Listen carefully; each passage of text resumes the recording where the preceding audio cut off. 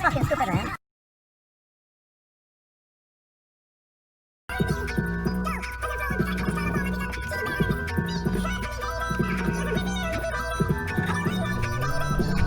All of it leading to the commemoration of the birth of our Savior Jesus Christ. And we've got two special guests with us today.